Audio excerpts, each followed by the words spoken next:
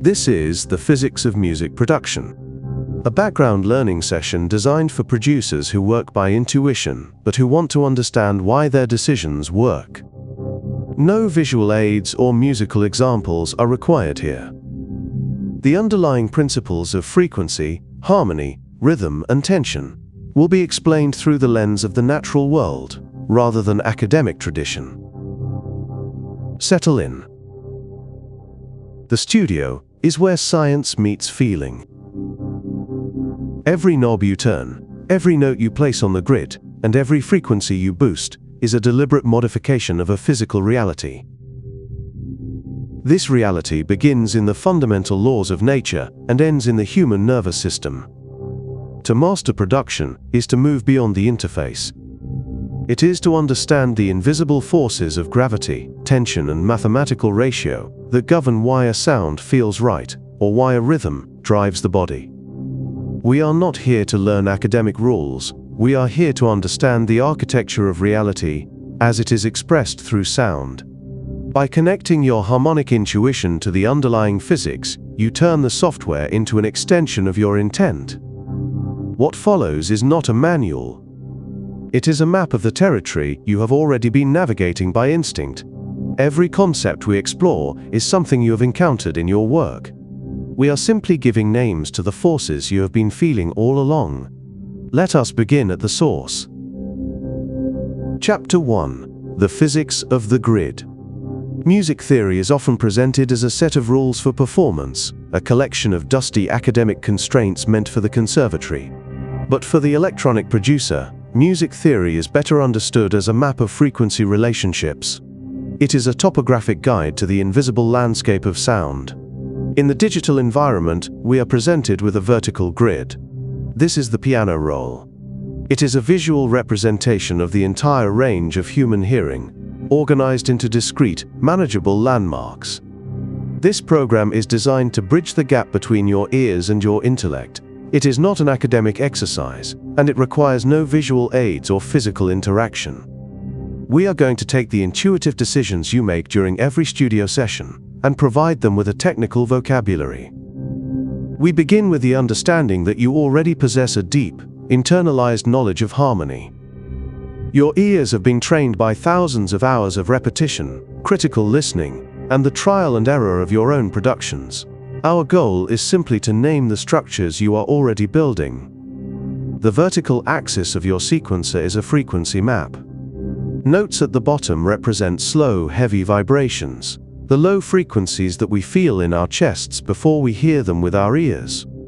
Notes at the top represent fast, tight vibrations, the high frequencies that provide clarity, air, and detail. However, it is vital to understand that the grid is not linear. If you look at the raw physics of sound, the distance between the lowest C on your grid and the C1 octave above it might represent a jump from 32 vibrations per second to 64 vibrations per second. That is a doubling of energy, a total increase of only 32 Hz. But as we move further up the grid, the distance between a mid-range C and the C above it is a jump from 256 vibrations per second to 512. While the vertical distance in the software looks identical, the jump in raw physics is 8 times larger than the first. The system is designed this way because human hearing is logarithmic, not linear. We do not hear raw frequency, we hear relationships, we hear ratios. When we hear a doubling of frequency, we do not perceive it as a massive mathematical leap, we perceive it as the same note, just higher in pitch. This is the concept of the octave. It is a perfect mathematical doubling of energy. When you layer a sub-bass with a mid-bass exactly 12 semitones apart, they lock together because their wave cycles align in perfect 2-to-1 ratios. You are not adding a new identity to the sound. You are reinforcing the existing one. You are working with the physics of frequency doubling to create a more powerful, unified sound. Think of the octave as the first and most powerful landmark on your map. It is the boundary that defines the repeating nature of our musical system. Imagine the air in a room. When you trigger a low-frequency note, you are physically pushing that air in slow, powerful waves. When you add the octave above it, you are adding a second wave that fits perfectly inside the first. For every one cycle of the low note, the high note completes exactly two.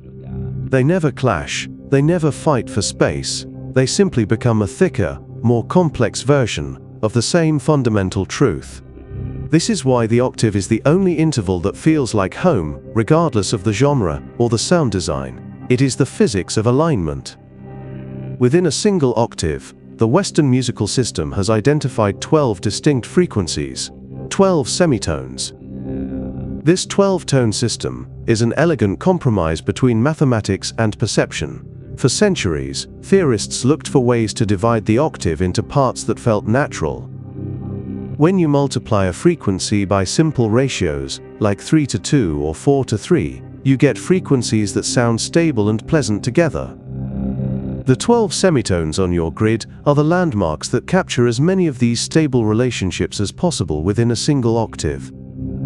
This system is called equal temperament, and it works by slightly adjusting these pure ratios so that all 12 notes are equally spaced on a logarithmic scale. This compromise allows you to change keys freely, without certain intervals sounding out of tune. Stop seeing these 12 notes as fixed, isolated destinations. Instead, start seeing them as a spectrum. Imagine a continuous space of vibration, a sliding scale of energy that we have divided into 12 useful points of reference. When you are producing, you are rarely searching for a note called F sharp because of its name. You are searching for a specific emotional weight. You are looking for a note that is brighter than the last, or one that adds a specific kind of tension to a phrase. You are measuring distances. Every time you move a note by 2 semitones, what we call a whole step, you are creating a specific mathematical relationship. Your ear measures these ratios faster than any computer could calculate them. When a melody suddenly feels urgent, or when it feels resolved after a small adjustment, you are witnessing your auditory cortex responding to the physics of vibration. In any project, one note must become the reference point, the anchor, the gravitational center of your arrangement. We call this the root note. Think of the root as the center of gravity for your track. Once you establish a root, usually with your first kick drum tone, your first bass note, or the foundational note of your first chord, you have established ground level. From that moment on, every other note you trigger is measured by its distance from that ground. This is the most critical shift in understanding music theory for the producer. A note does not have an emotional character on its own. A C is not inherently sad, and a G is not inherently happy. Its character is determined entirely by its relationship to the root. Consider a single note. If that note is your root, it feels stable. It is home. It is the place where all tension resolves and the energy feels at rest. But trigger a note just 3 semitones higher. In relation to your root, this interval, the minor third, has a dark, introspective, and slightly melancholic quality. This is not a cultural convention or a rule someone made up. It is the physical result of the frequency ratio and the combination tones created when those two notes interact in the air. In equal temperament, the minor third has a ratio of approximately 1.189 to 1. While not as simple as the pure 3:2 ratio of a perfect fifth, it is still simple enough that the ear recognizes it as stable, yet complex enough to carry a darker emotional character. Now imagine you change the root, you shift your bass line down, but you keep that melody note the same. Suddenly that original note is no longer home. It is now a different distance from the new center of gravity. Its emotional weight changes instantly. It might now sound lifted, or yearning, or aggressive, despite being the exact same frequency as before. This happens in your sessions, when you cycle through different bass notes under a synth loop to see which one fits the vibe. You are searching for the gravitational center that gives your melody the correct emotional context. You are choosing where the floor is. The most powerful relationship in the grid is unity. When frequencies align in simple whole number ratios, they reinforce each other, they become consonant. This is why certain notes in your scale feel like they are helping the root, while others feel like they are fighting it. Notes that align with the natural overtone series, the hidden frequencies embedded within every sound, create a sense of stability and power. Notes that do not align create interference patterns. They create beating, roughness, and a sense of physical displacement. To understand this, we must look at the nature of a single sound. When you initialize a patch on your synthesizer and trigger a single note, you are hearing more than one frequency. You are hearing the fundamental, but you are also hearing the overtones, a series of mathematical ghosts that live inside the sound. These overtones follow a specific, predictable ladder. The first overtone is the octave. The second is roughly a perfect fifth above that. The third is another octave. Your brain uses these hidden frequencies to identify the pitch and the timbre. When you choose a second note in your grid that aligns with these existing overtones, the mix feels clean and powerful. When you choose a note that conflicts with them, you create acoustic friction. As a producer, you are an engineer of these interference patterns. When you want a track to feel aggressive, tense, or dark, you use intervals that create acoustic friction. You are deliberately clashing frequencies to create a sense of unease. When you want it to feel epic, grounded, or clean, you use intervals that reinforce the root's harmonic structure. The grid is not just a place to draw patterns. It is a map of energy. By understanding that the octave is a doubling, the root is the center of gravity, and the 12 semitones are a spectrum of ratios, you have the foundation. The root is often reinforced by the kick drum. When the kick is tuned to the root of your key, the entire low end of your track vibrates in sympathy. This creates a solid, monolithic foundation. If your kick drum is out of tune with your root, you are essentially building a house on a slanted floor. The frequencies will fight each other, creating a blur in the low end that no amount of equalization or compression can truly fix. This is why tuning your drums is not a secret tip. It is a fundamental requirement of frequency management.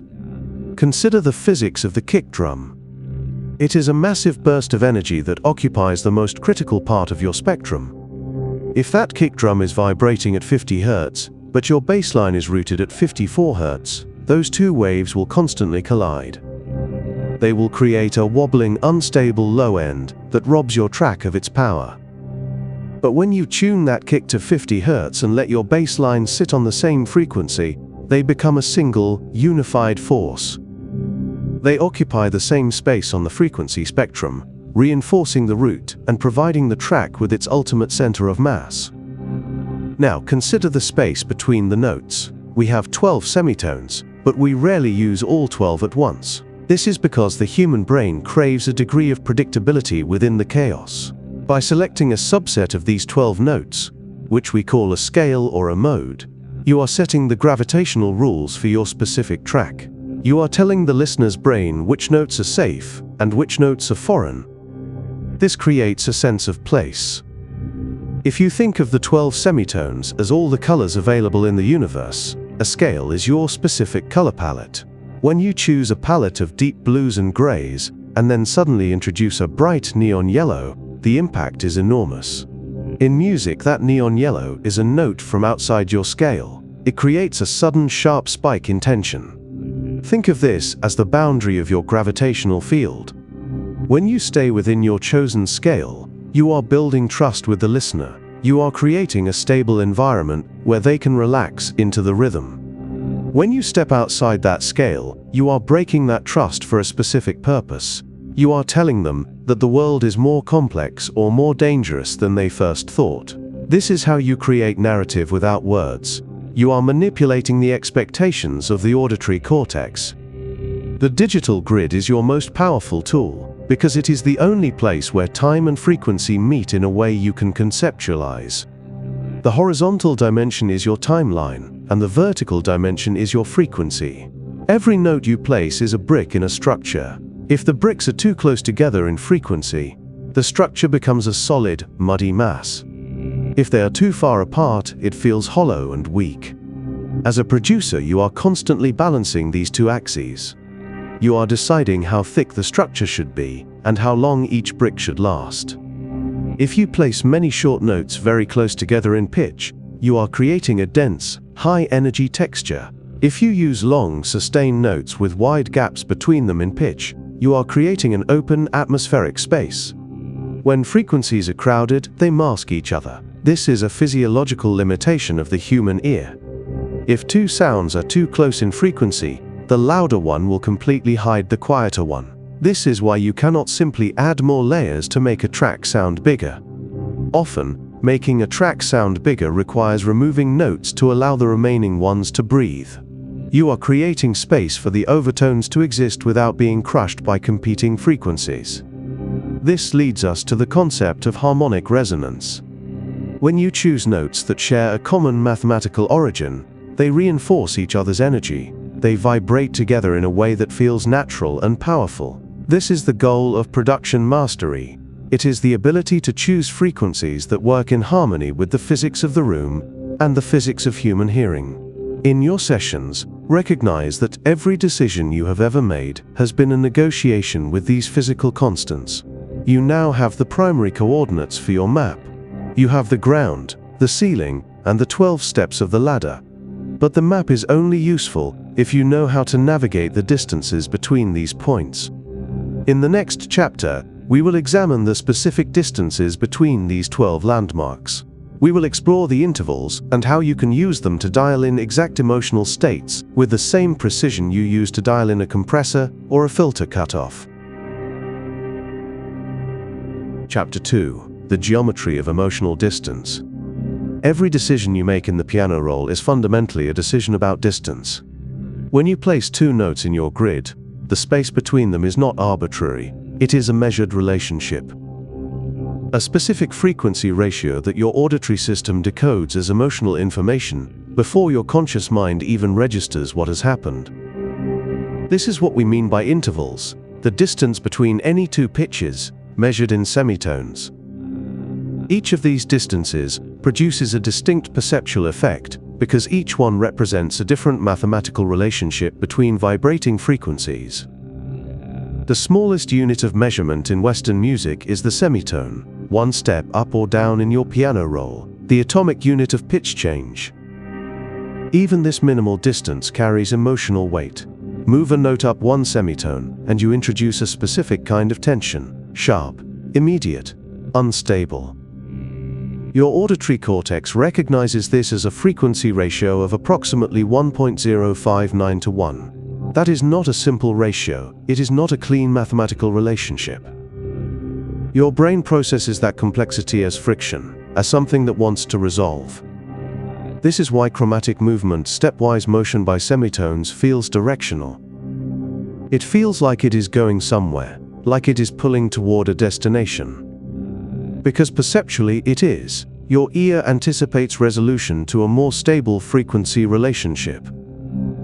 Two semitones, a whole step, doubles that sense of motion while reducing the raw friction. It is still unstable, still directional, but with slightly more breathing room. The frequency ratio is roughly 1.122 to 1. Still complex, but the ear processes it with marginally less urgency than a single semitone. These are not subjective interpretations, they are psychoacoustic facts. Your cochlea, the spiral organ in your inner ear, is essentially a biological frequency analyzer.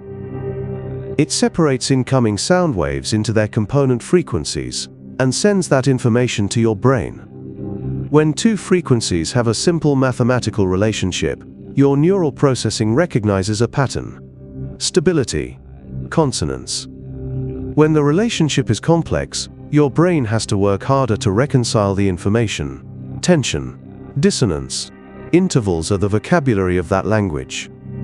Not all intervals are created equal. Some feel stable, grounded, complete. Others feel unstable, transient, in need of resolution. The most stable interval after the octave is the perfect fifth, 7 semitones above your root. If your root is vibrating at 100 Hz, the perfect fifth above it is vibrating at approximately 150 Hz. In pure tuning, that would be a 3:2 ratio, 3 cycles of the upper note for every 2 cycles of the lower note. Simple, clean. Mathematical elegance that your auditory system recognizes instantly. In equal temperament, this ratio is slightly adjusted to approximately 1.498 to 1, but it is still close enough to 3 to 2 that the ear perceives it as highly stable. This is why the perfect fifth is the foundational interval of power chords, why it is the backbone of almost every bass and lead relationship in electronic music. Why layering something 7 semitones above your root almost always works. You are not adding complexity, you are adding reinforcement. You are building on a frequency relationship that the human ear has recognized as stable for as long as humans have been making organized sound. The perfect fifth is architectural. It is load-bearing, it can support weight without collapsing under pressure. Think of it this way. If your root note is the foundation of a building, the perfect fifth is the first major structural beam. It does not decorate, it does not add flavor, it supports. It creates a framework that other elements can safely rest on. This is distinct from other stable intervals like the major third, 4 semitones above the root, which has a frequency ratio of approximately 1.26 to 1 in equal temperament. In pure tuning, this would be 5 to 4, still relatively simple, still consonant, but with a different character. The major third feels bright, open, optimistic. It is stable enough to rest on, but it adds emotional color that the perfect fifth does not. The perfect fourth, 5 semitones above the root with a ratio of approximately 1.335 to 1, occupies an interesting middle ground. In pure tuning, this would be 4 to 3, stable in isolation, but contextually ambiguous. In certain harmonic environments, it can feel like it wants to resolve. In others, it can anchor an entire progression. These relationships are not cultural, they are not learned through exposure to Western music. Studies of infants show preference for consonant intervals before they have had meaningful exposure to musical culture. The human auditory system is hardwired to recognize simple frequency ratios as correct or stable. Which means when you are building a bass line and you instinctively reach for a note 7 semitones above your root because it feels right, that is not taste. That is biology. Your ear is responding to mathematical simplicity encoded in vibrating air molecules. Now consider the minor third, 3 semitones above the root. If your root is at 100 Hz, the minor third sits at approximately 118.9 Hz. In equal temperament, that is a ratio of roughly 1.189 to 1. In pure tuning, this would be closer to 6 to 5. Still relatively simple, which is why the minor third is consonant, stable enough to build on, but with a perceptual quality that is distinctly different from the major third. The minor third sounds dark, introspective, melancholic. Not because we have been culturally conditioned to associate it with sadness, but because of something more fundamental happening in the physics of the sound. When you play 2 notes together, they do not just produce their fundamental frequencies. They produce combination tones, additional frequencies, that emerge from the interaction between the 2 primaries. These are called difference tones and summation tones, and they exist as actual acoustic phenomena in the air, not just as perceptual artifacts. With a major third, these combination tones tend to reinforce the harmonic series in a way that feels bright and open. With a minor third, the combination tones create a slightly darker acoustic environment. The overtone structure interacts differently. The brain processes this as a shift in emotional character. This is why minor key music is not just sad by convention. There is actual acoustic darkness happening. A different distribution of energy in the frequency spectrum. This is why, when you are designing a lead sound and you want it to feel brooding, atmospheric, heavy, you reach for intervals like the minor third. You are not applying an abstract emotional concept, you are manipulating the physics of how frequencies interact in space. The minor sixth, 8 semitones above the root, operates on similar principles but with more complexity. It is a more distant relationship, more ambiguous. It can feel yearning, nostalgic, unresolved. The frequency ratio in equal temperament is approximately 1.587 to 1. In pure tuning, this would be 8 to 5, Still simple enough to be consonant, but complex enough to carry emotional weight. The minor second, one semitone above the root, takes this darkness to an extreme. At a ratio of approximately 1.059 to 1, it is one of the most dissonant intervals in the system. Two frequencies so close together that they create audible beating. Interference patterns. Your ear literally cannot fully resolve them as separate entities. They blur together in a way that the brain processes as highly unstable. This is what creates tension in music. Not volume. Not timbre. Distance. Frequency, relationships, that the auditory system recognizes as incomplete, as requiring resolution. And then there is the tritone. 6 semitones, the exact midpoint of the octave. If your root is at 100 Hz, the tritone sits at approximately 141.4 Hz. The frequency ratio in equal temperament is the square root of 2, approximately 1.414 to 1. This is not a simple ratio. In pure tuning systems, the tritone would be expressed as something like 45 to 32, or 64 to 45, depending on the context. These are complex ratios requiring large numbers, mathematical complexity that your auditory system interprets as maximum instability. Medieval music theorists called it diabolus in musica, the devil in music. They were not being metaphorical. They were describing the actual perceptual experience of hearing two frequencies that resist reconciliation, that create psychological discomfort through pure acoustics. The tritone divides the octave perfectly in half, which means it is maximally distant from any sense of tonal center. It does not lean toward the root. It does not lean away from the root. It exists in perfect ambiguity, perfect tension. This is why the tritone is so prevalent in electronic music, particularly in bass music, where tension and release are the primary compositional tools. The tritone is pure unresolved energy. It demands movement. It demands something to happen next. When you place a tritone in your bass pattern, you are not just adding a note, you are creating a gravitational anomaly, a point of instability that pulls the listener's attention and refuses to let go until something resolves it. And here is what makes it particularly useful. The tritone is symmetrical. 6 semitones up from your root lands you on the same interval as 6 semitones down from the octave above your root. This symmetry means the tritone does not have a clear directional pull. It can resolve upward. It can resolve downward. It creates tension without dictating how that tension must be released. This is compositional leverage. You create a problem that you can solve in multiple ways. You generate interest without committing to a specific emotional trajectory. But the tritone is not the only source of tension. The major 7th, 11 semitones above the root creates a different kind of instability. It is one semitone below the octave, so close to resolution that the ear anticipates the arrival. It is like standing at the edge of a step, leaning forward, about to fall. The tension is not in the interval itself. It is in the proximity to where the interval wants to go. Similarly, the major 2nd, 2 semitones above the root, creates tension through its closeness to the major 3rd.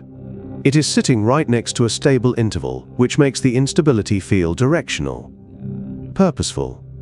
Every interval in the 12-tone system has a specific function determined by its frequency ratio and its proximity to more stable relationships. None of them are arbitrary. None of them are culturally constructed.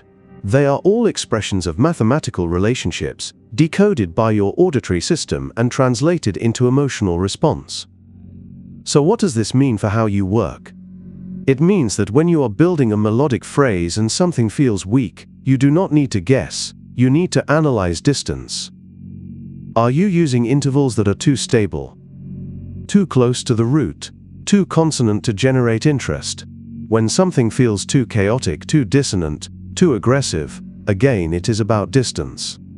Are you stacking too many complex intervals? Too many semitone relationships fighting for space? The piano roll is a spatial environment.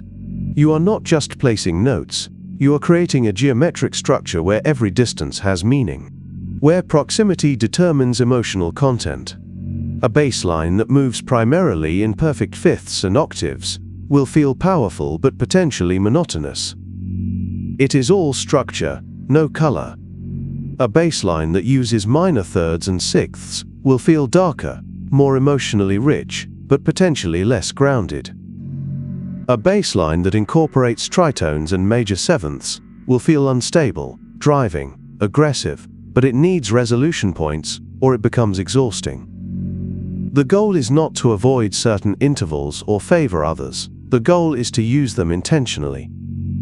To understand what you are creating when you choose a specific distance between two notes.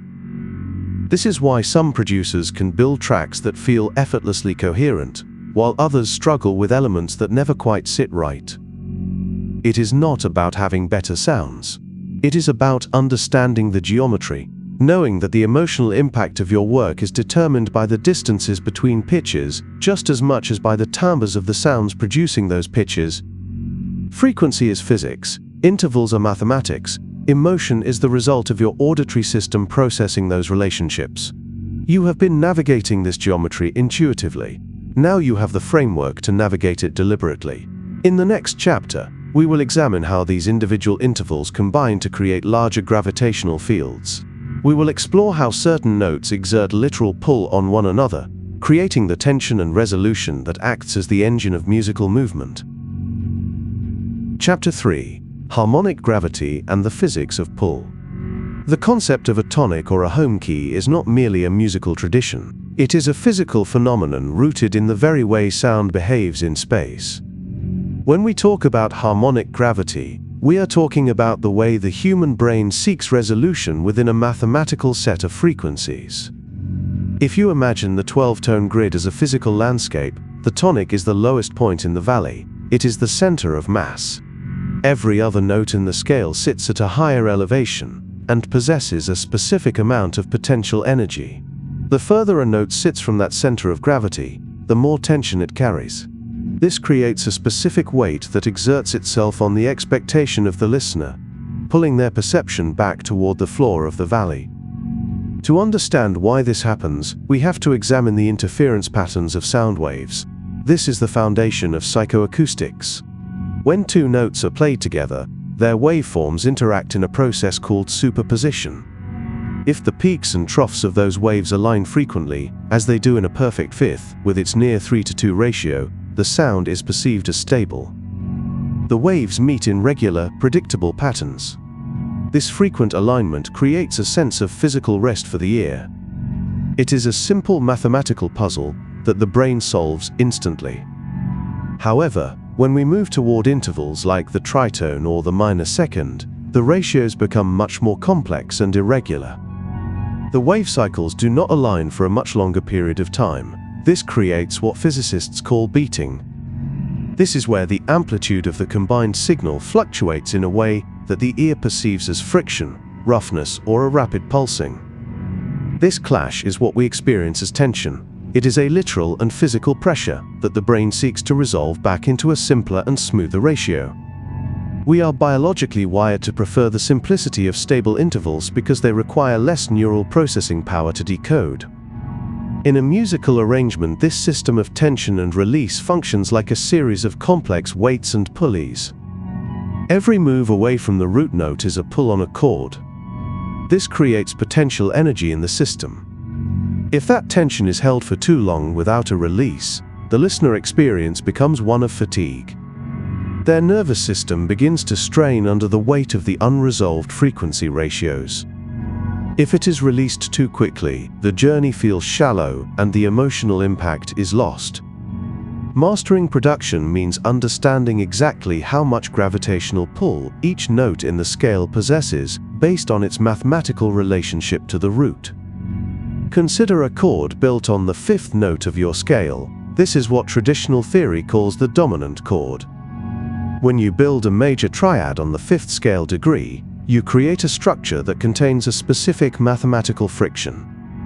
Within this chord structure, there is often a note that sits 11 semitones above the original root of your key. This is the major seventh interval, 1 semitone below the octave. The proximity of this note to the tonic creates enormous gravitational pull. The ear anticipates the resolution upward by that final semitone. Additionally, the root of this fifth-degree chord itself is 7 semitones above your tonal center, which is the perfect fifth interval. This creates a strong but stable relationship that nonetheless wants to collapse back down to the root. This dominant chord structure is a masterpiece of harmonic gravity. It contains both stability through the perfect fifth relationship and instability through the presence of that leading tone sitting 1 semitone below the tonic. This combination creates a physical desire, a literal gravitational force, for the music to return to the root. In the context of deep driving production, this gravity is your most powerful tool for creating forward momentum. You are not just changing chords. You are manipulating the physical desire of the ear to return to a state of rest. This is why a simple, well-timed chord progression can feel so profound. It mimics the natural laws of physics. It is the movement from chaos to order, from tension to release. The weight of a lead line or a pad is determined by how it leans into or fights against this gravity. When it is understood that every frequency ratio carries a specific emotional and physical weight, the process of note selection changes. Decisions are no longer based on trial and error or what simply sounds good in the moment. Instead, they are based on the precise management of a gravitational field.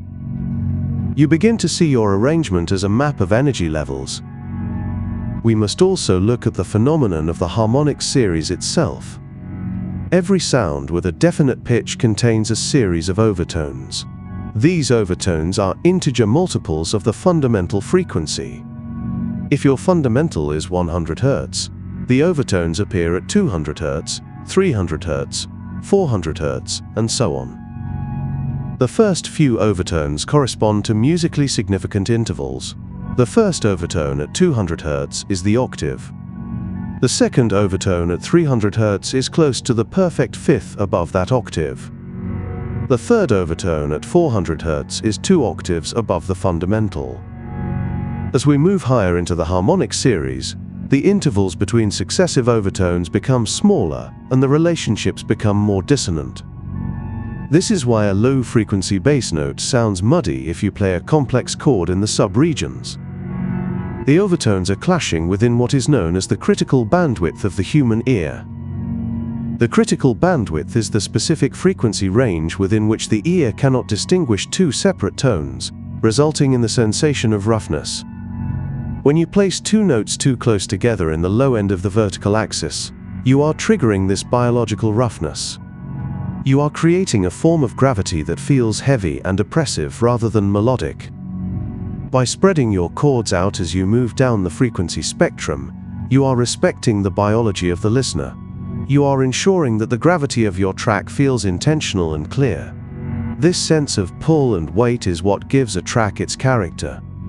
It is the difference between a production that feels light and airy, and one that feels grounded and monumental. It is also what creates the structure of time within a composition. Gravity dictates where the ear expects the next event to occur. It sets the stage for the movement of the music through the timeline. When you work with a sound, consider its place in the harmonic series. Is it fulfilling its role as a stable foundation, or is it acting as a source of tension?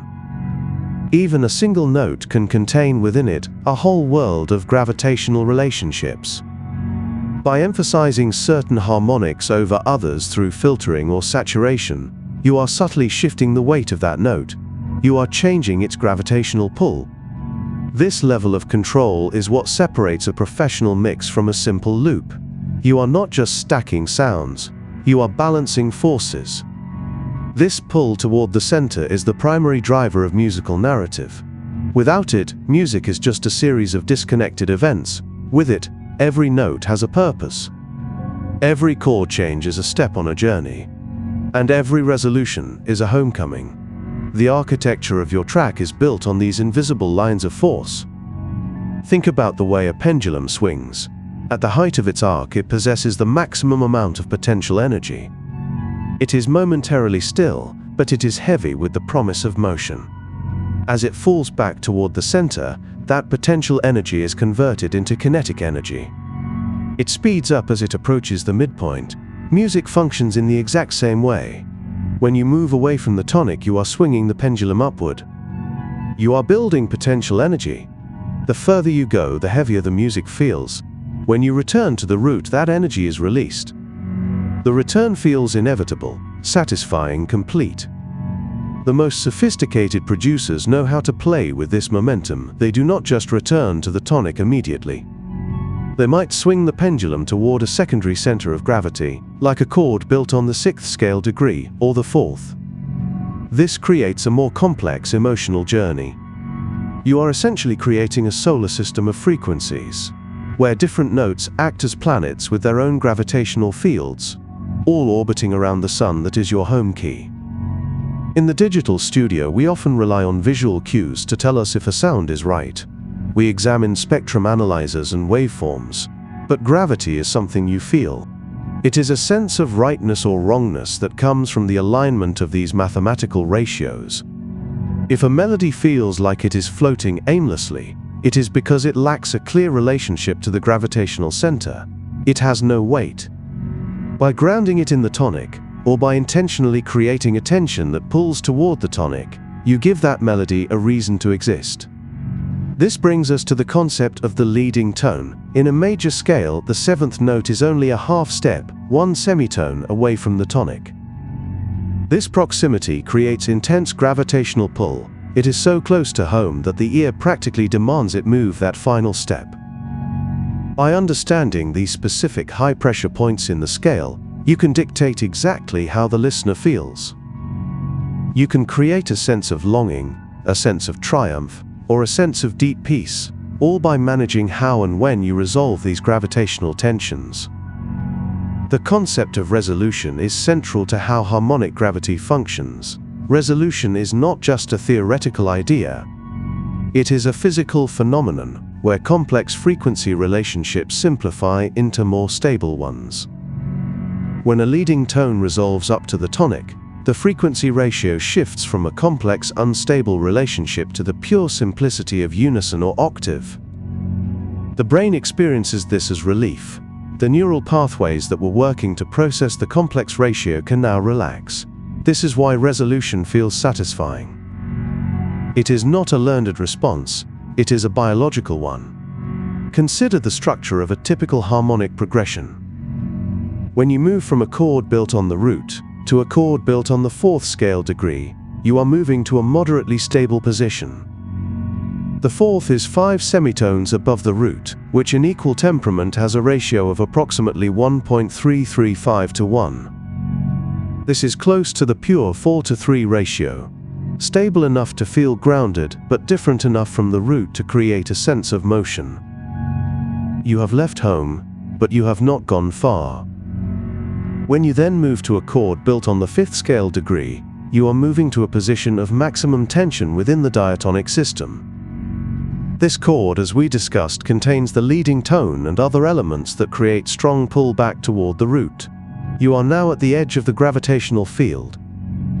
The potential energy is at its peak. When you finally return to the root chord, all that potential energy converts to kinetic energy. The resolution hits with force proportional to how far you traveled from the center. This is the fundamental architecture of tension and release in Western harmony. You can map every chord in your progression as a point in gravitational space. Some points are close to the center and feel stable. Others are far from the center and feel unstable. The path you take through these points determines the emotional narrative of your track. A progression that stays close to the root will feel calm and meditative. A progression that ventures far from the root will feel adventurous and dramatic. But here is where electronic music often diverges from traditional harmonic thinking. In many electronic genres, the goal is not to resolve. The goal is to maintain tension indefinitely, to create suspended animation, to keep the listener in a state of perpetual anticipation. This is the harmonic architecture of techno, of minimal house, of ambient music.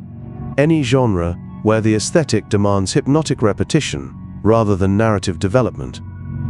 Consider a progression that moves between 2 or 3 chords but never returns to the tonic, or a progression that cycles endlessly without ever creating a clear sense of dominant function. Or even just a single chord sustained for minutes, slowly evolving through filtering and modulation, but never changing its fundamental harmonic content.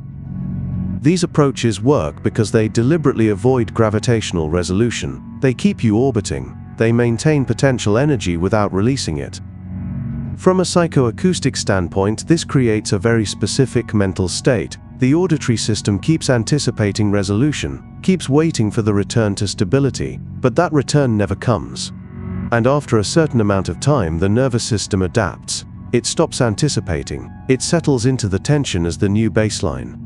This is the hypnotic effect. This is how you can listen to a techno track for 8 minutes and never feel bored, even though the harmonic content is minimal. The lack of resolution becomes the aesthetic. The suspended tension becomes the entire point. This requires a different approach to energy management. Because you are not creating peaks and valleys through tension and resolution, you are maintaining a consistent level of tension and using other parameters, rhythm, timbre, filtering, spatial effects, to create variation and interest. But you need to understand what you are doing harmonically to make this work. If you accidentally create strong dominant function, if you accidentally introduce a chord that creates overwhelming pull toward resolution, and then do not resolve it, you create frustration rather than hypnosis. The ear is anticipating something specific, and when it does not arrive, the effect is jarring rather than meditative. The key is to choose progressions that create ambiguity, that do not establish a clear dominant, that move between chords in ways that maintain moderate tension without promising specific resolution.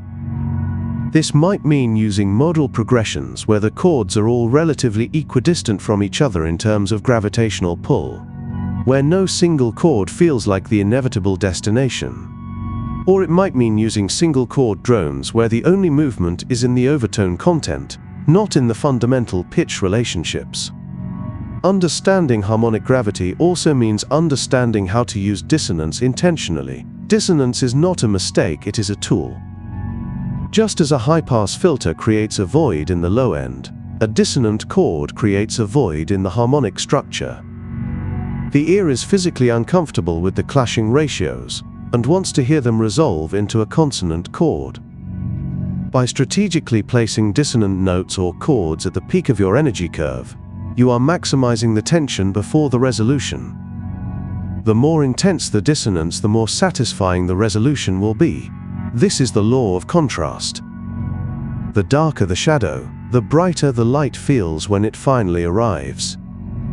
The physical sensation of harmonic tension is often felt in the body before it is understood by the mind. When you are producing, you can notice your own physical response to the harmonies you are creating. If you find yourself holding your breath during a specific section, you have successfully built tension. If you feel a physical sense of release when the harmony resolves, you have successfully managed the gravitational curve. These physical cues are honest feedback. As you develop your understanding of these gravitational forces, you will start to see your arrangement as a series of energy states. You are deciding when to increase potential energy by moving away from the root, and when to release that energy by returning to stability.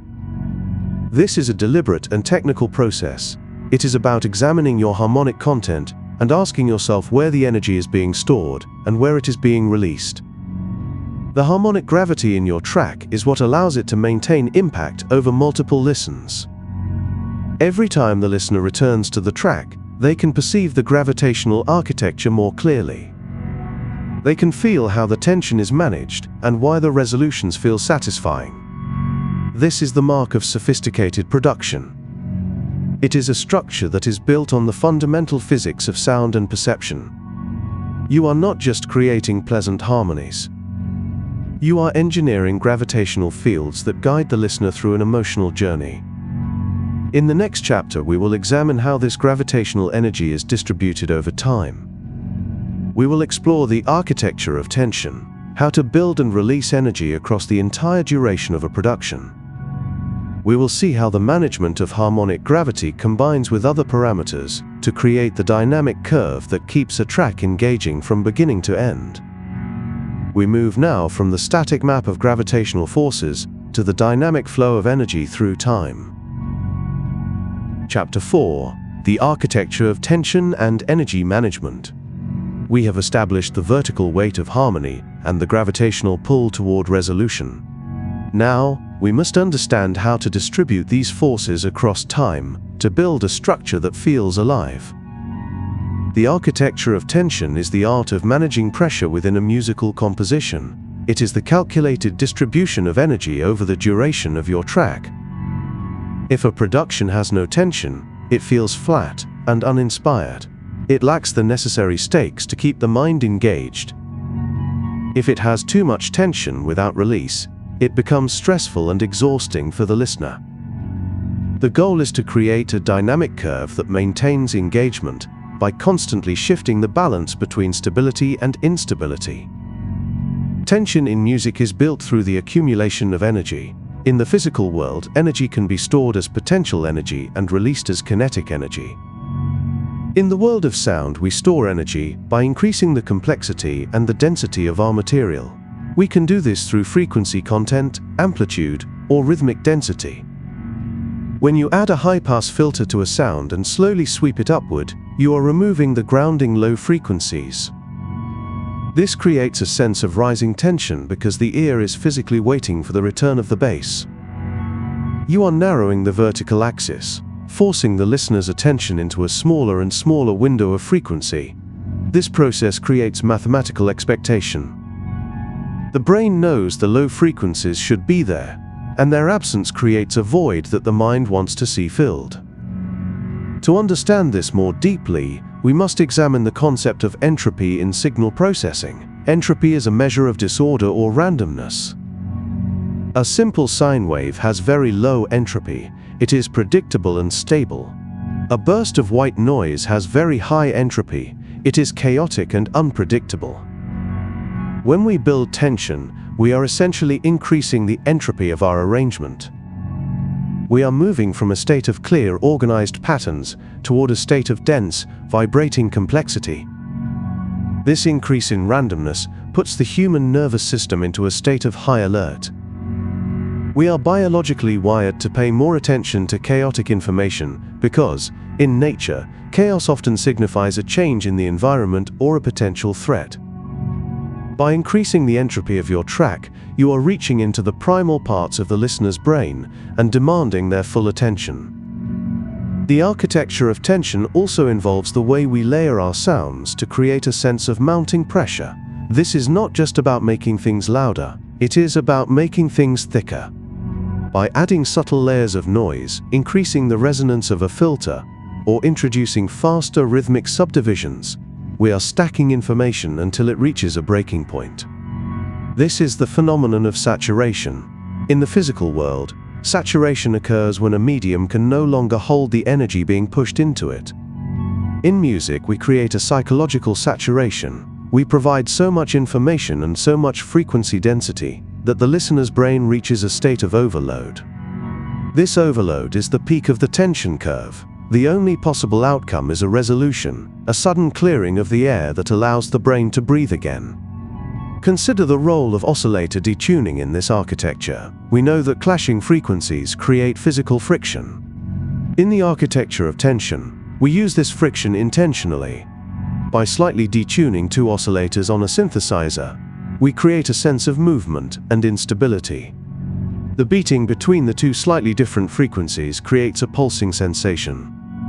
As we increase the amount of detuning, the beating becomes faster and the tension rises. We are physically vibrating the air in a way that feels restless and unfinished. When we finally bring those oscillators back into perfect tuning, or when we resolve to a simpler chord structure, the tension disappears and the sound becomes pure again. This release of tension is what we call resolution. It is the moment where the complex, high-energy material is replaced by a simple, stable, and powerful structure. The return of the kick drum and the sub-bass provides a literal physical grounding. The kinetic energy that was built up during the tension phase is released, providing a sense of immense relief and satisfaction. The brain has processed a high amount of complex, high-entropy data, and the sudden transition to a simple, clear structure feels like a massive reward. Another critical tool in this architecture is the low-frequency oscillator. By using a low-frequency oscillator to modulate the pitch, volume, or filter cutoff of a sound, we are creating a rhythmic cycle of tension and release.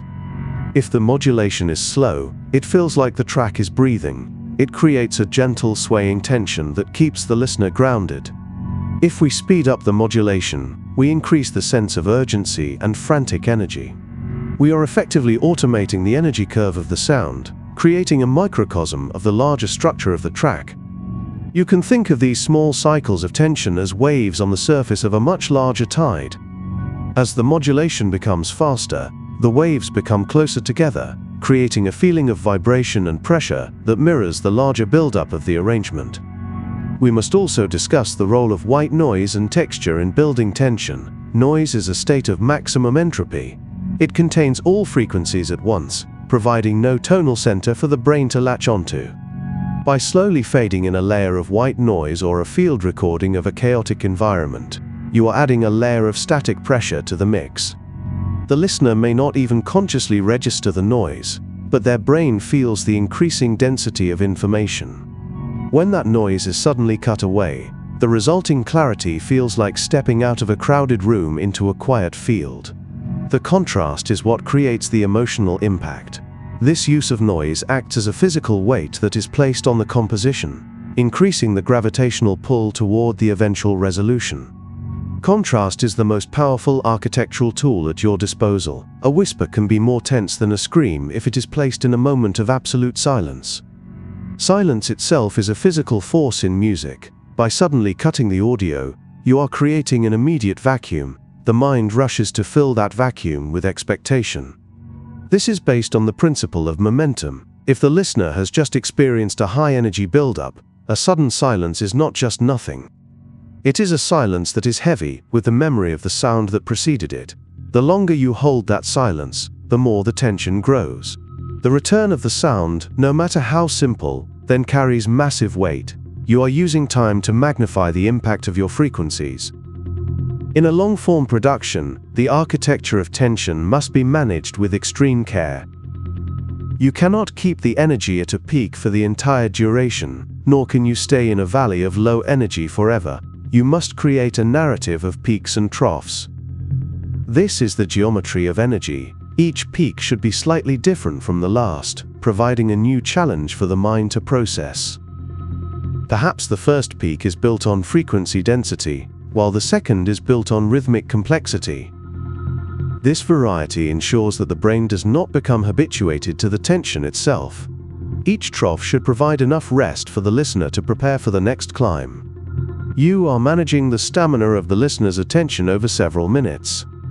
To truly master this, one must also understand the psychological principle of habituation. Habituation occurs when the brain becomes so accustomed to a repetitive stimulus that it stops processing it consciously.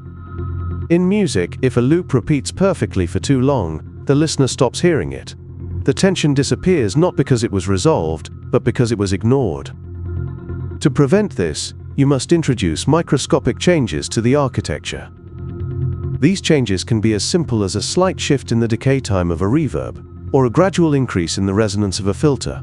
These are not loud, obvious changes. They are subtle modulations that tell the listener's brain that the information is still evolving. By keeping the material in a state of constant, slow evolution, you maintain a baseline level of engagement that prevents habituation. This leads us to the concept of the transition. The transition is the hinge upon which the architecture of tension turns. It is the bridge between the build-up and the drop, or between different sections of your arrangement. A poor transition breaks the immersion. A great transition feels like a logical and inevitable conclusion to the tension that preceded it. One of the most effective ways to create a powerful transition is through the use of a short, intense event just before the main resolution. By placing a drum fill or a sudden burst of high-frequency energy, Immediately before the drop, you create a final, sharp spike in tension that makes the subsequent release feel even more profound. You are effectively pulling the spring to its absolute limit before letting it go. In the digital domain, we have the luxury of total automation. We can draw precise energy curves for every single parameter in our production. This allows for a level of architectural detail that was impossible for previous generations. You can automate the width of the stereo field to narrow during a build-up, and then explode into wide stereo at the drop. This is another form of managing tension. You are constricting the spatial dimension of the sound, creating a feeling of compression that is then resolved into a feeling of openness and freedom. You can automate the depth of a reverb, the amount of distortion, or the speed of a modulation effect. Every one of these parameters is a valve that you can use to control the flow of energy through the composition. We must also consider the role of dissonance in this energy management. Dissonance is a tool for maximizing tension. In the same way that a high-pass filter creates a void in the low end, a dissonant chord creates a void in the harmonic structure. The ear is physically uncomfortable with the clashing ratios and wants to hear them resolve into a consonant structure. By strategically placing dissonant notes or chords at the peak of your energy curve, you are maximizing the tension before the resolution. The more intense the dissonance, the more satisfying the resolution will be. This is the physics of contrast. The darker the shadow, the brighter the light feels when it finally arrives. The physical sensation of tension is often felt in the body before it is understood by the mind. When you are producing, pay attention to your own physical response to the material you are creating. If you find yourself holding your breath during a specific section, you have successfully built tension. If you feel a physical sense of release when the bass returns, you have successfully managed the energy curve. Trust these physical cues. They are the most honest feedback you will receive. The architecture of tension is not just a mental construct, it is a physical reality that you are building in the air. As you develop your understanding of these energy curves, you will start to see your arrangement as a series of pressure valves. You are deciding when to open the valve and let the energy flow, and when to close it and let the pressure build. This is a deliberate and technical process. It is about examining your frequency spectrum and your timeline, and asking yourself where the energy is being stored and where it is being released. When you examine the waveform of your master output, you are looking at the sum total of all these decisions. The waveform is a visual representation of the energy you have managed. A waveform with clear peaks and valleys indicates a healthy architecture of tension. It shows that the music has room to breathe and room to strike. This management of the energy curve is what allows a track to maintain its impact over multiple listens.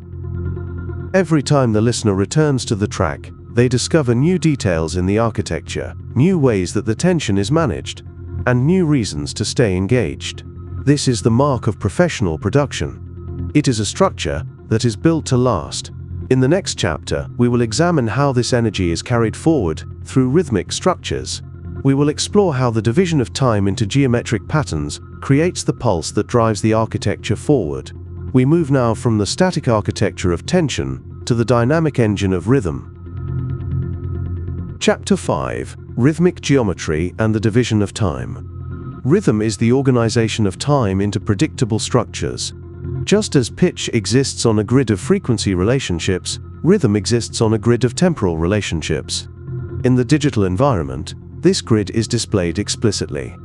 The horizontal axis of your screen is a timeline divided into bars, beats, and subdivisions. But the shape of that container, defined by the time signature, determines the fundamental character of everything that happens within it. The most common time signature in electronic music is 4/4. Think of 4/4 as a square. It has 4 equal sides and represents perfect symmetry. In this environment, the energy can be distributed evenly, creating a sense of balance and stability. This is why 4/4 feels grounded. It is the foundation of house, techno, drum and bass, dubstep, and trap. The geometric symmetry of the temporal container creates a stable framework that can support enormous variation within it. But if you change the time signature, you change the very geometry of the world your track inhabits. 3/4 time has 3 beats per bar. Think of it as a triangle. It has 3 points instead of 4. The symmetry is different. There is always a sense of rotation and circular momentum. This is why 3/4 and 6/8 feel like they are spinning. The time signature is the fundamental architecture that determines how rhythm functions. It is the container that all other rhythmic decisions exist within. To deepen this understanding, we must examine how the brain perceives these divisions through the lens of cognitive processing. When you work in 4/4, the mind is constantly looking for the anchor of the downbeat. It is a predictable cycle of 4 pulses that creates a stable foundation.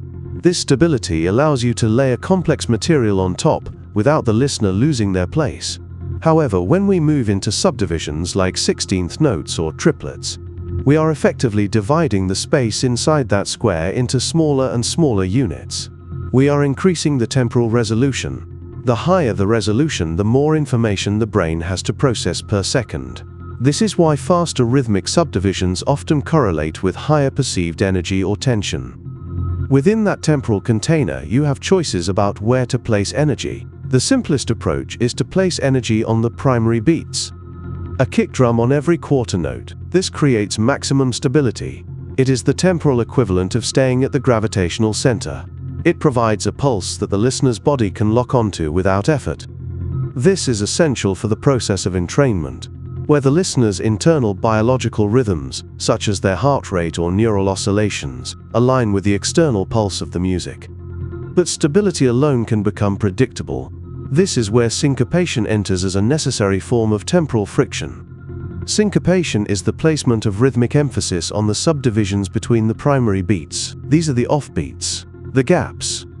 When you place energy in these gaps, you are creating tension against the underlying pulse. It makes the rhythm feel like it is pushing or pulling against the container.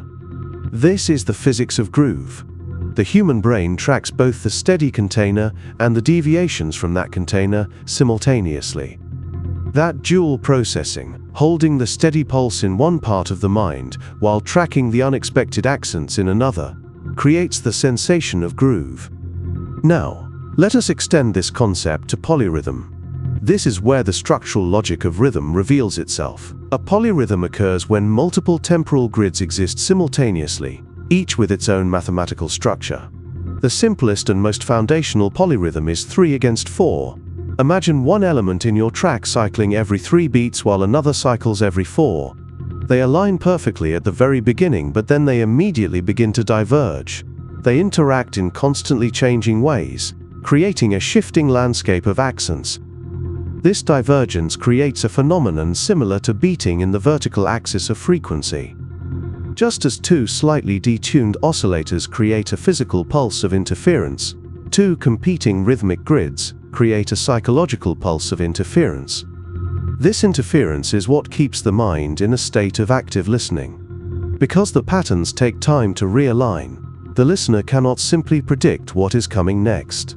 They have to stay engaged with the present moment to track the evolution of the rhythm. In your sequencer, imagine a kick drum pattern that repeats every 4 bars, but a percussion loop that repeats every 5 bars. It takes 20 bars for them to return to their original starting positions. This is the mathematical core of generative music.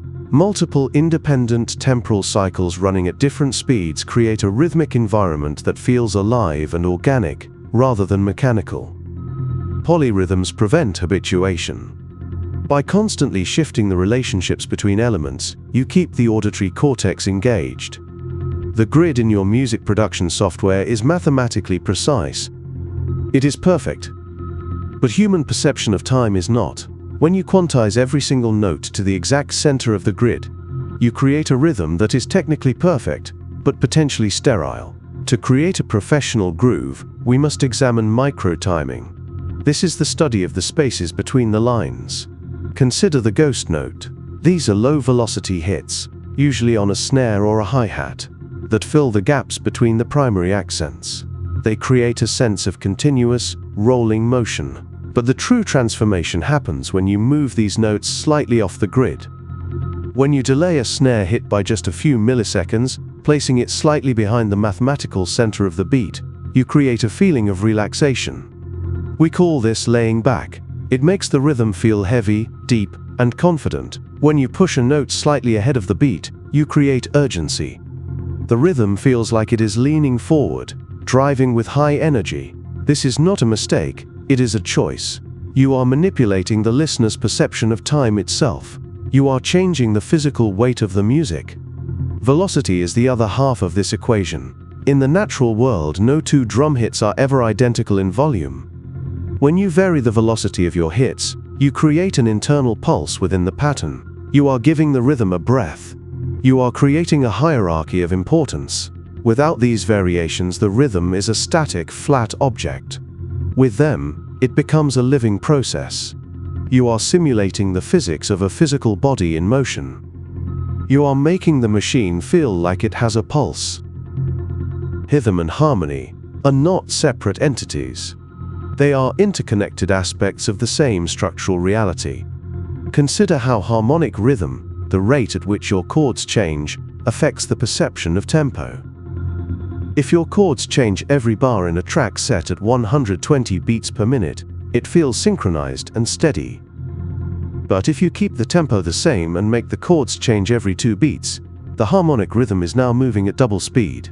This creates a sense of urgency and forward motion, without you ever touching the master tempo.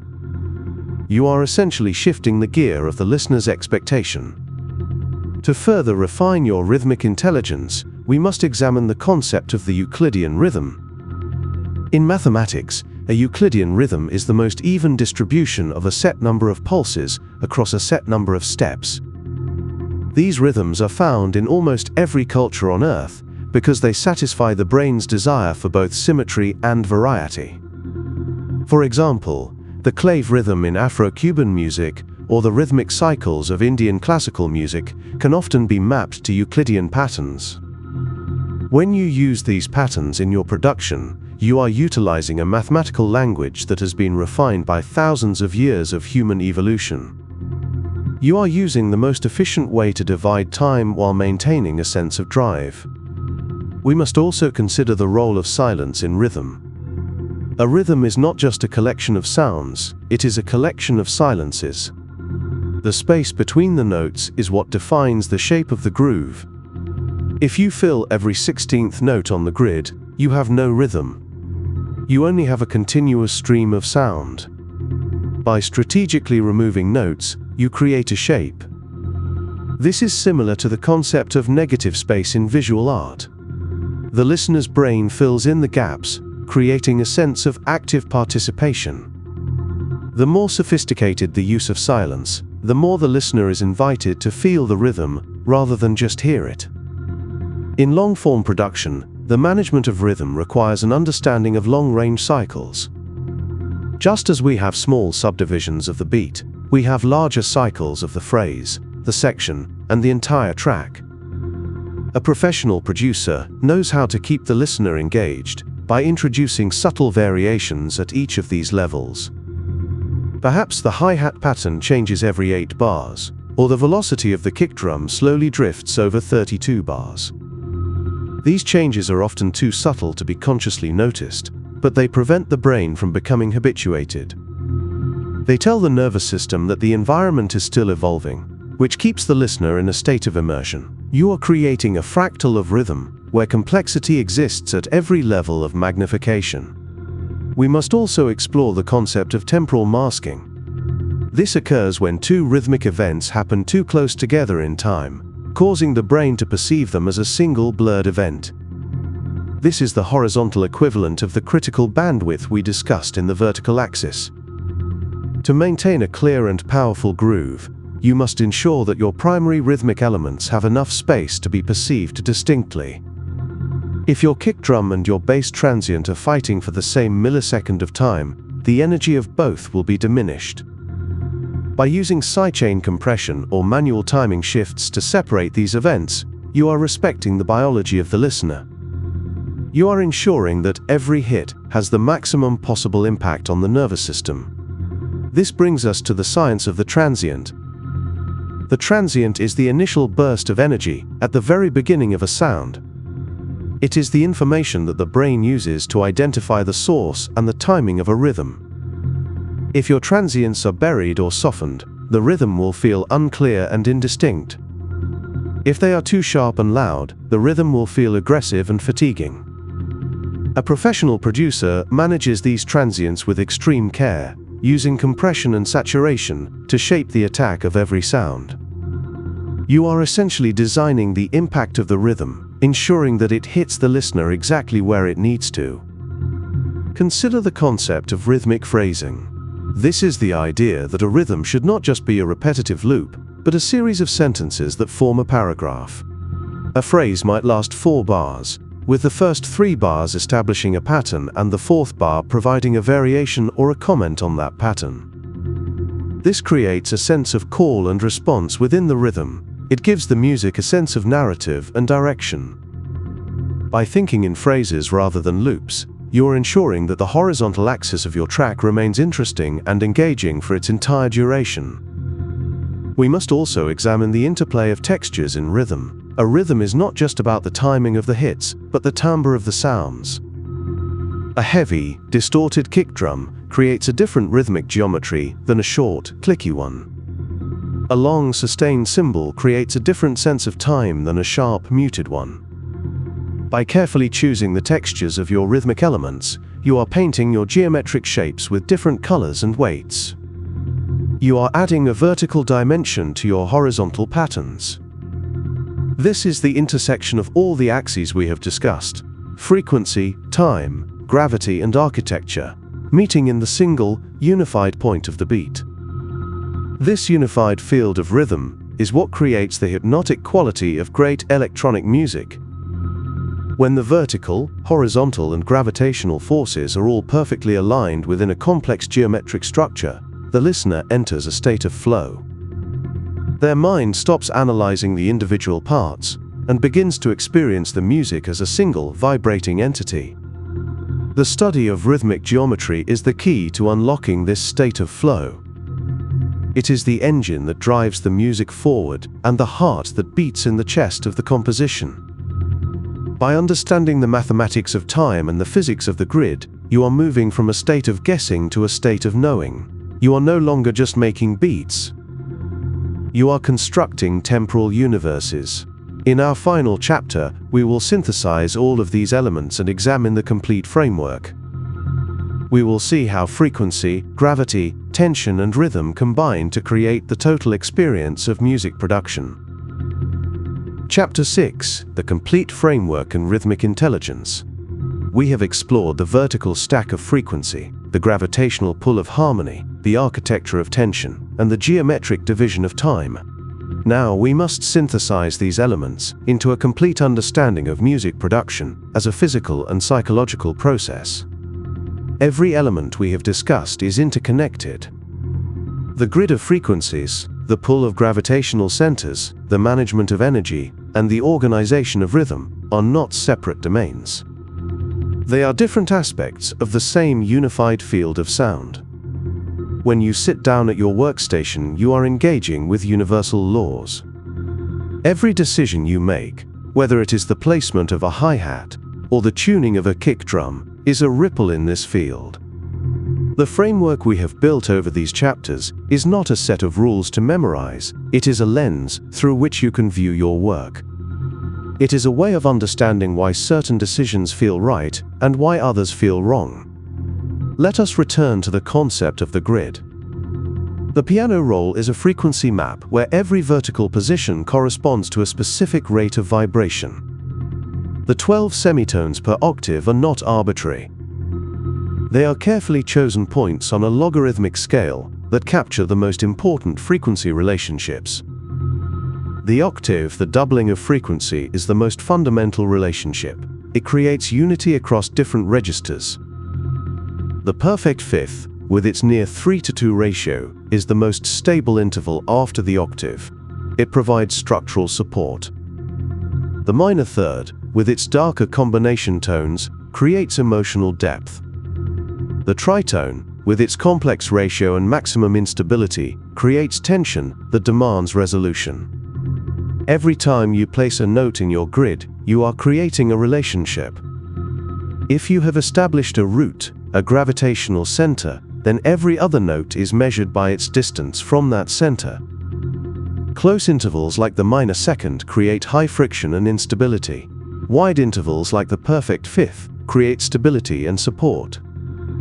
Medium intervals like the major third create color and emotional character. The goal is not to avoid certain intervals. The goal is to use them with intention. To understand what you are creating when you choose a specific distance between two frequencies. This understanding of intervals extends to the vertical stacking of notes. When you place multiple notes in the same moment of time, you are creating a chord. A chord is not just a collection of notes. It is a composite frequency structure where multiple fundamentals and their overtone series interact in complex ways.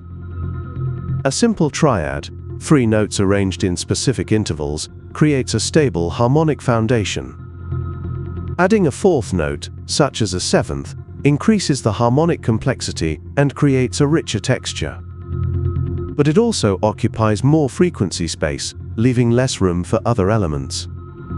The management of this frequency space is critical. If you crowd too many notes into the low end, you create mud.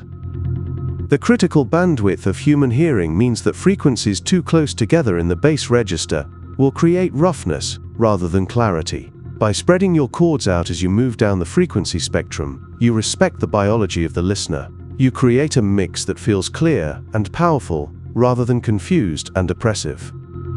Now consider how these harmonic structures move through time. A chord progression is not just a sequence of chords. It is a journey through gravitational space. Each chord has a specific relationship to your root, your tonal center. Chords that are close to the root feel stable. Chords that are far from the root feel tense. By moving between different chords, you are creating and releasing potential energy. You are building tension and providing resolution. The most fundamental progression in Western music is the movement from the root to the 4th degree to the 5th degree, and back to the root. This creates a cycle of departure and return. You leave home, travel to a point of moderate distance, travel to a point of maximum tension, and then return home. This cycle is the backbone of countless pieces of music, because it exploits the natural gravitational forces of the harmonic system. But electronic music often takes a different approach. Instead of resolving, many electronic genres maintain tension indefinitely. They create hypnotic loops that never return to the tonal center. This suspended animation is what creates the trance-like state that defines genres like minimal techno and ambient music. The architecture of tension is how you manage this energy over the duration of your track. You cannot maintain maximum tension for the entire length of a production. The listener's nervous system would become fatigued, nor can you stay at zero tension. The listener would become bored. You must create a dynamic curve with peaks and valleys. Each peak should be built differently. Perhaps one peak is created through harmonic dissonance, another through rhythmic density, another through spectral filtering. This variety prevents habituation and keeps the mind engaged. The tools for building tension are numerous. You can increase entropy by adding layers of noise or complex timbres.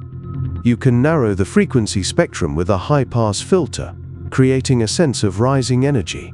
You can detune oscillators to create beating and instability. You can automate the stereo width to create a sense of compression before the drop. Every parameter in your digital audio workstation is a potential tool for managing tension. The key is to use these tools intentionally, with an understanding of how they affect the listener's perception. Now let us bring rhythm into the complete framework. Rhythm is the organization of time into geometric structures. The time signature defines the container. 4/4 time creates a square, a stable and balanced framework. 3/4 time creates a triangle, a rotating and circular feeling. Within that container, you place your rhythmic events. The kick drum often defines the primary pulse, creating a stable foundation through entrainment with the listener's biological rhythms. But rhythm becomes interesting when you introduce syncopation and complexity. By placing accents on the offbeats, you create tension against the primary pulse. By using polyrhythms, where multiple patterns of different lengths run simultaneously, you create a generative structure that constantly evolves. By introducing micro-timing variations, where notes are shifted slightly off the grid, you create the human feel of groove.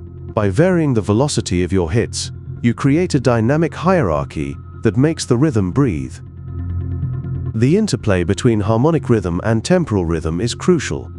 If your chords change quickly while your drum pattern is slow, you create a sense of harmonic urgency. If your chords change slowly while your drums are fast and complex, you create a sense of rhythmic drive with harmonic stability. These two layers of rhythm, the rate of harmonic change and the rate of rhythmic events, combine to create the overall sense of momentum in your track. Consider how all these elements work together in a typical build and drop structure. During the build, you are increasing tension through multiple parameters simultaneously. You might be filtering the low end with a high-pass sweep, removing the gravitational anchor of the bass. You might be increasing rhythmic density by adding more percussion elements and faster subdivisions.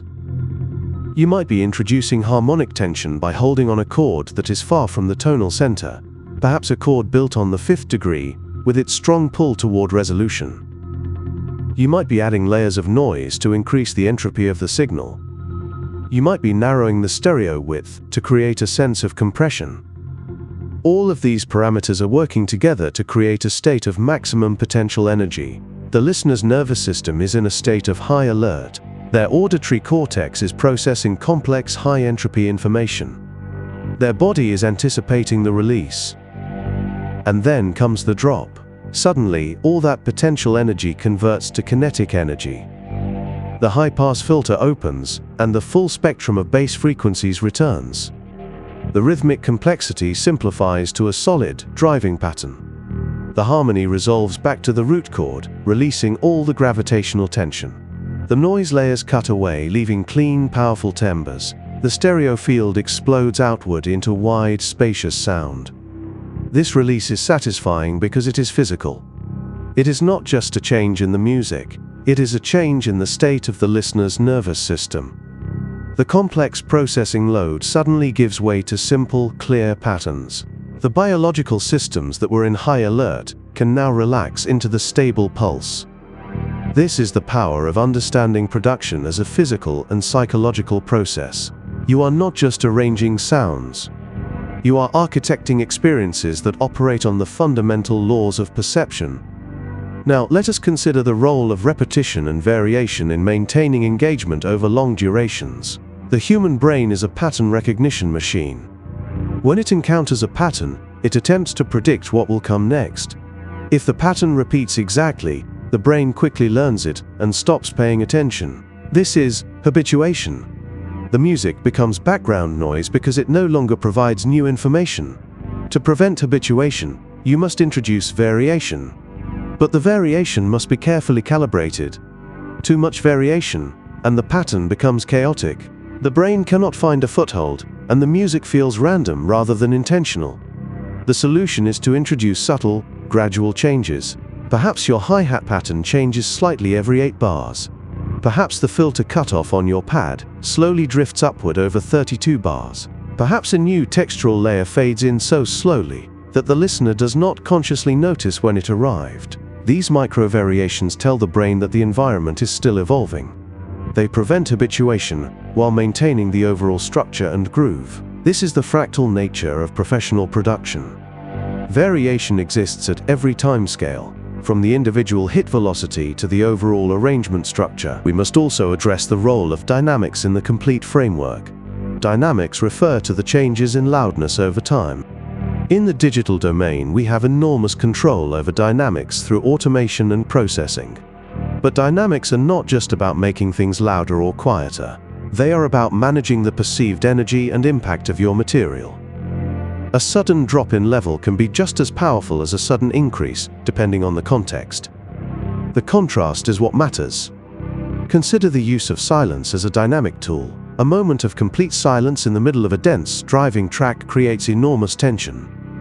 The listener's mind, which has been tracking complex patterns, suddenly has nothing to process. This creates a void that the brain rushes to fill.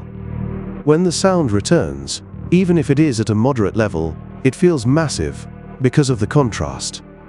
This is dynamic range working at its most effective. You are using the full spectrum from silence to saturation to create maximum impact. The relationship between the digital grid and human perception is at the heart of this entire framework. The grid is perfect. It is mathematically precise. Every beat is exactly evenly spaced. Every semitone is exactly the same ratio. But human perception is not perfect. We hear logarithmically, not linearly. We process complex patterns with delays and biases. We respond to slight imperfections with increased engagement.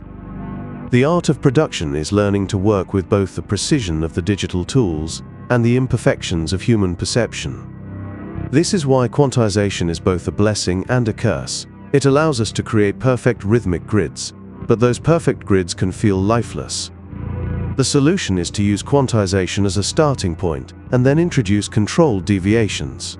Shift some notes slightly early or late. Vary the velocities. Add subtle timing drift over long cycles. These imperfections are what make the machine feel human. They are what create groove and feeling in a digital environment. Let us now synthesize everything into a practical understanding. When you begin a new project, you start by establishing your gravitational center. You choose a root note, often by tuning your kick drum to a specific frequency. This root becomes the anchor point for all harmonic decisions. Every bass note, every chord, every melodic phrase is measured by its relationship to this center. Notes that are close to the root feel stable. Notes that are far from the root feel tense. You then choose a scale or mode, which acts as a filter on the 12 available semitones.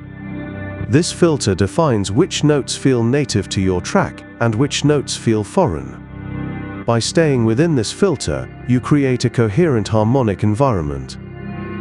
By occasionally stepping outside it, you create moments of surprise and tension. The scale is not a prison. It is a framework that makes decisions easier by eliminating options that would work against your harmonic gravity. As you build your harmonic progressions, you are creating a map of energy.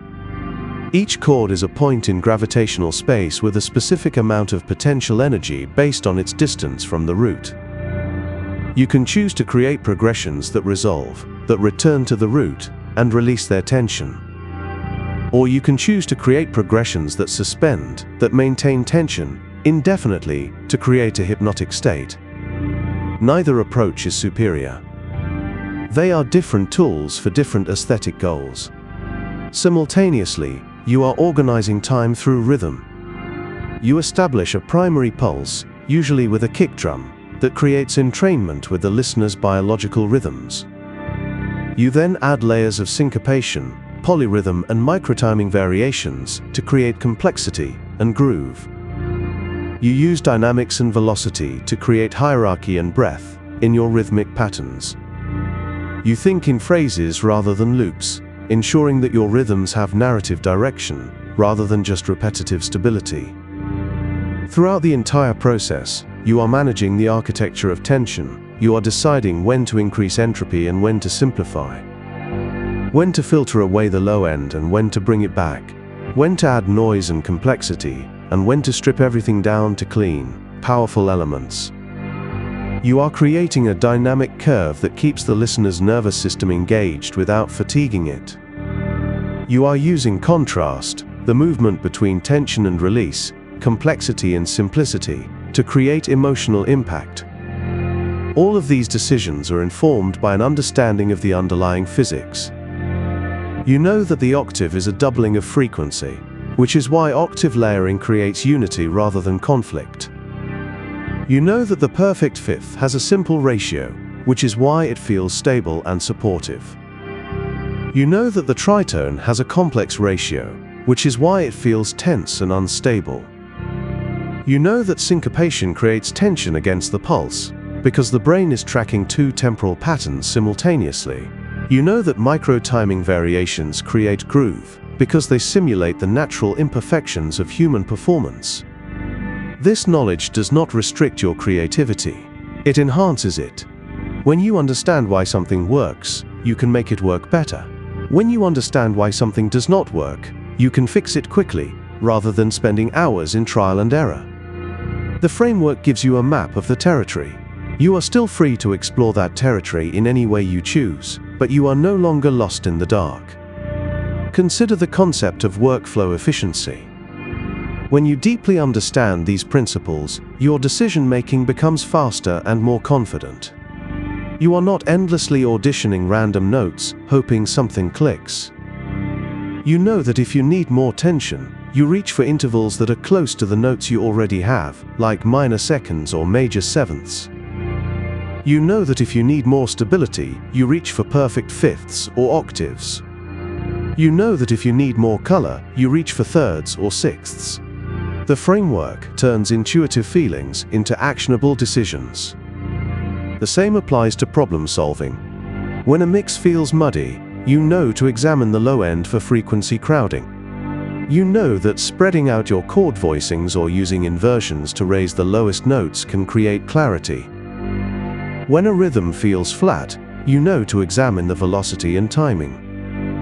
You know that introducing subtle micro-timing variations and dynamic accents can bring life to a mechanical pattern. When a track feels boring, you know to examine the energy curve. You know that introducing gradual variations and building toward clear peaks and valleys can maintain engagement. This approach to production is fundamentally different from the trial and error method that many producers use. Instead of randomly trying things until something sounds good, you are making informed decisions based on principles. This does not mean you never experiment. Experimentation is crucial, but your experiments are guided by understanding rather than by blind hope. You are exploring the space of possibilities with a map rather than wandering aimlessly. Let us also address the role of reference tracks in this framework. When you listen to a professional production in your genre, you are hearing all of these principles in action. You can analyze the harmonic choices. What is the root? What scales or modes are being used? How far do the progressions venture from the tonal center? You can analyze the rhythmic choices. What is the time signature? How is syncopation being used? What micro-timing variations create the groove? You can analyze the tension architecture. Where are the builds? How is tension being created? What parameters are being automated? By listening with this analytical framework, you transform passive listening into active learning. You are not just enjoying the music, you are reverse engineering the decisions that created it. This accelerates your development as a producer, because you are constantly building your mental library of what works and why it works. You are training your ear to recognize the underlying structures rather than just the surface qualities. The ultimate goal of this entire framework is to reach a state where this knowledge becomes unconscious. Right now, you might need to think consciously about intervals and frequency ratios. But with practice and repetition, these concepts will integrate into your intuition. You will reach for the perfect fifth without thinking about 3:2 ratios. You will introduce syncopation without thinking about temporal tension. You will build and release energy without consciously planning the architecture. The knowledge will become instinct. This is the difference between a student and a master. The student thinks about the principles while working. The master has internalized the principles so deeply that they flow naturally. The thinking happens at a subconscious level, leaving the conscious mind free to focus on creativity and expression. You are not calculating. You are creating. But the calculations are still happening, buried deep in your trained intuition. Every producer you admire has walked this path. They started by learning the principles consciously. They practiced applying them deliberately. And through thousands of hours of work, those principles became second nature. The frameworks we have explored in these chapters are not the end of your journey. They are the beginning. They are the foundation upon which you will build your own unique voice and approach. As you return to your studio, you're no longer just looking at a screen. You're looking at a map of physical laws. You now see the grid for what it is. A frequency landscape where every vertical position holds weight. You recognize the root as a gravitational anchor, turning intervals into distances with tangible emotional pull. Chords aren't just stacks of notes, they are spectral architecture, occupying space. Your progressions are no longer random sequences, but journeys through gravitational fields where potential energy is built and released. By mastering the entropy of tension and the geometric perfection of rhythm, you stop guessing and start orchestrating the very laws of sound. This knowledge does not make you less creative, it makes you more powerful. You are no longer at the mercy of random chance. You are an architect working with the fundamental laws of physics and perception. You are a navigator, charting courses through the landscape of sound. You are an engineer building experiences that resonate with the human nervous system at the deepest level. The studio is a place where physics and consciousness meet. Every frequency you generate, every rhythm you program, every progression you build, is a dialogue with the universal laws that govern vibration and perception. By understanding these laws, you gain the ability to predict how a listener will respond before they even hear the first note. You gain the ability to create experiences that feel inevitable, that feel right, that feel powerful, because they are built on the solid foundation of physical reality. Go forward with this understanding. Trust the framework when you are uncertain, but trust your ears above all else. The principles we have explored are descriptions of what works and why it works. But your ears are the final judge. If something sounds right, it is right, regardless of what the theory says. The theory is a tool to help you reach that point of rightness more efficiently and more consistently. Every track you create from this point forward is an opportunity to apply and deepen this understanding. Every mix is a chance to practice managing frequency space. Every arrangement is a chance to practice building and releasing tension. Every groove is a chance to practice the interplay of stability and deviation. You are not starting from zero, you are building on thousands of hours of intuitive work. You are simply giving that intuition a language and a structure. The path of mastery is long, but it is not mysterious. It is the progressive integration of conscious knowledge into unconscious skill. It is the transformation of principles into instinct. And it begins with understanding. You now possess that understanding. The physics of the grid, the geometry of intervals, the gravity of harmony, the architecture of tension, and the intelligence of rhythm are all mapped in your mind. The music you create is a physical phenomenon. It is air molecules vibrating in specific patterns, but it is also a psychological phenomenon. It is the human nervous system responding to those vibrations with emotion, with movement, with meaning. By mastering both the physics and the psychology, you become more than a producer. You become a bridge between the mathematical universe and the feeling human. You become a translator of vibration into experience. This is the complete framework, this is the foundation. Build upon it, experiment within it, and eventually transcend it by integrating it so deeply that it disappears into pure creative flow. The grid is no longer just a tool, it is an extension of your intent. The frequencies are no longer just numbers, they are emotional languages. The rhythms are no longer just patterns, they are living pulses. You are ready. Music production is not one skill, it is a constellation of interconnected knowledge. The physics of sound, the mechanics of synthesis, the art of sampling, the science of effects processing, the psychology of creative flow, the practical strategies for finishing tracks when inspiration fades. This channel maps all of it. Every video is designed for passive absorption, for learning while you live your life away from the studio. So when you sit down to create, the knowledge is already there, wired into your intuition. Subscribe to the channel if that's the kind of learning you're interested in. More deep dives, across every dimension of production, are coming soon.